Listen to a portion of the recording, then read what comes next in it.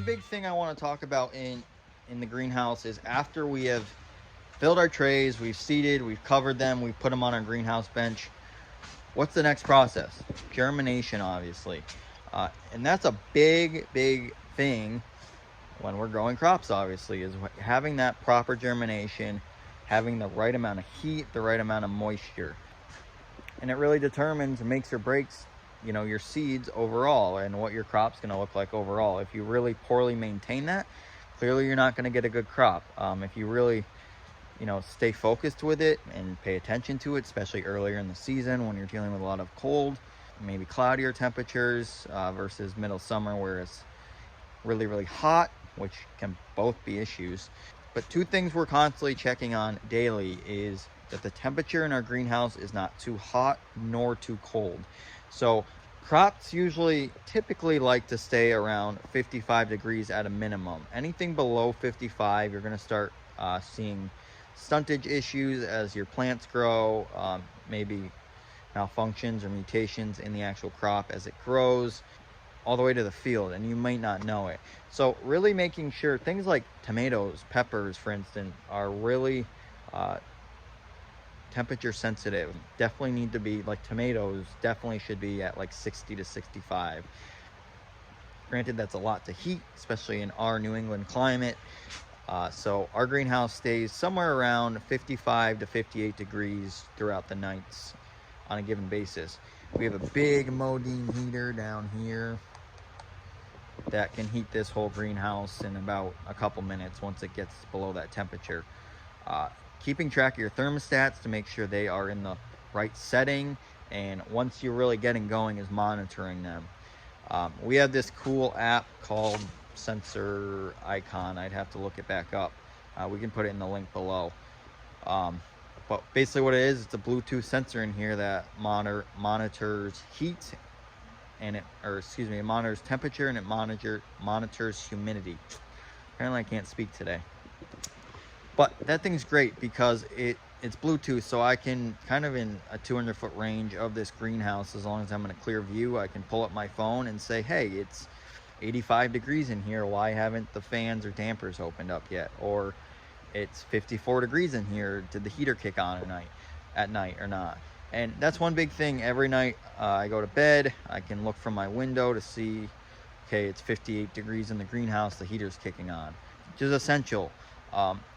And thinking about these things before you really get your greenhouse going, or like investing in systems to watch out for this stuff, is like, you could have a whole crop here of sensitive tomatoes or something, and it's going to be 32 degrees that night, and your heater shits out, and you lose that whole crop. So, having ways to prevent that, the new technology we have nowadays is really beneficial. Having alerts on your phone to tell you, hey, your greenhouse is too hot or too cold, really is something to invest in, and it's not that expensive with your overall project.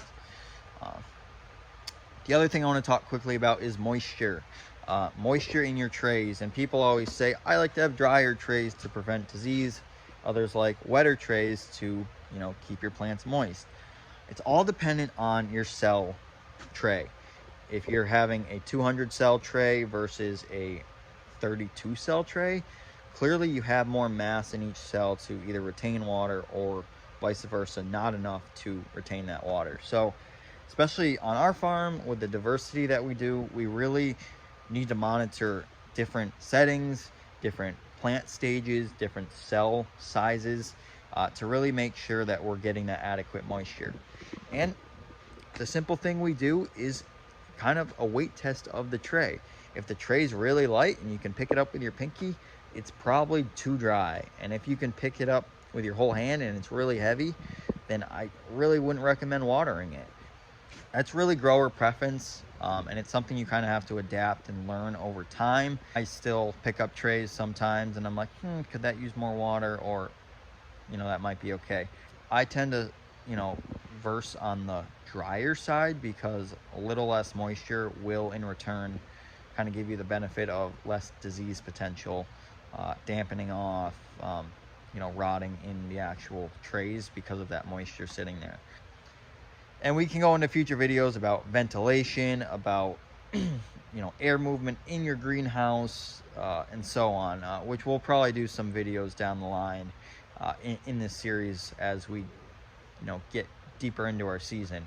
But right now in the early spring, we are focusing on proper heat and proper ventilation during the day, although it does get warm in here, so we are ventilating, but our nighttime temperatures are really what we're concerned about. It's making sure these plants, one, are getting enough heat, and two, getting to the growth stage at the proper time we need them to. Because we are a business, we could set this greenhouse really low and not maintain it, and might be 3 weeks behind our planting schedule. And that's gonna slow me down for my first sales, things going to the field, so on. So those are two really big key things that I want to talk about, was moisture and heat, temperature in your greenhouse. Really something to focus on and think about. There's lots of studies out there. There's lots of information out there on proper temperatures, proper moisture. You can get really fancy with meters and monitors, you name it. Just depends on the scale you have. Check out your local ag extension, research out there. We deal a lot with UMass Extension that has a lot of great resources just on greenhouses alone, which is a lot of how I learned and got to where I am now. And then also working with your ag extension specialists, people that specialize in greenhouse production, people that specialize in field production, diseases. So they're there to help. They're there to give you information, especially if you're newer to this. So yeah, utilize the resources that are out there.